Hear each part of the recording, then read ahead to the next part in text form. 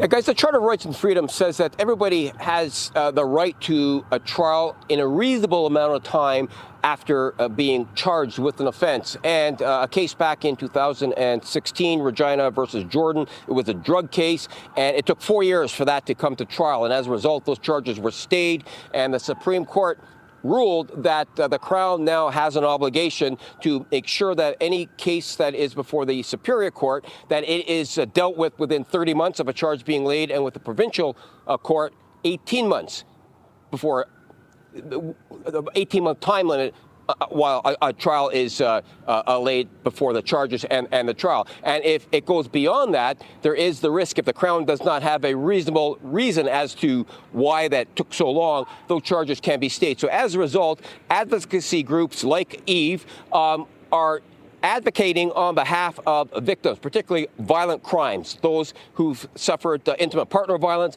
and sexual assault. They speak of lived experiences, and their concern is that because of these time limits, that cases that aren't met within that time will be stayed. And as a result, the rights of the accused are looked after, but their concern is the rights of the victims are not. So they spoke out front of Queen's Park today, and we heard from the founder and CEO of Eve. And here's some of what she said earlier. Let's have a listen.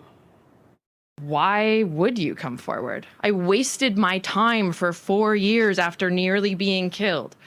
There was no point in that song and dance. It was an utter waste of federal resources, provincial resources, my resources, everybody's resources, and an entire waste of life. Because until your trial, if you're lucky enough to get one in this country, until your trial is over, you cannot heal properly. There is no closure, no matter what Victim Services tells you.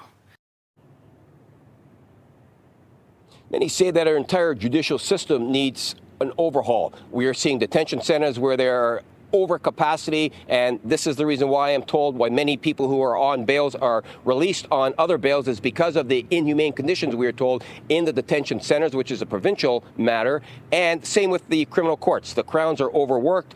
There's limited judges. The Crowns are doing the best they can with the amount of resources that they can, but as a result, the courts are backlogged as well. And that is the reason why a lot of these charges are being stayed, and this is why victims, like you just heard from there, these advocates for victims, rather, are so concerned, because unless things change, this is going to happen time and time again. And they're concerned that a victim's voice will be lost in this entire mess.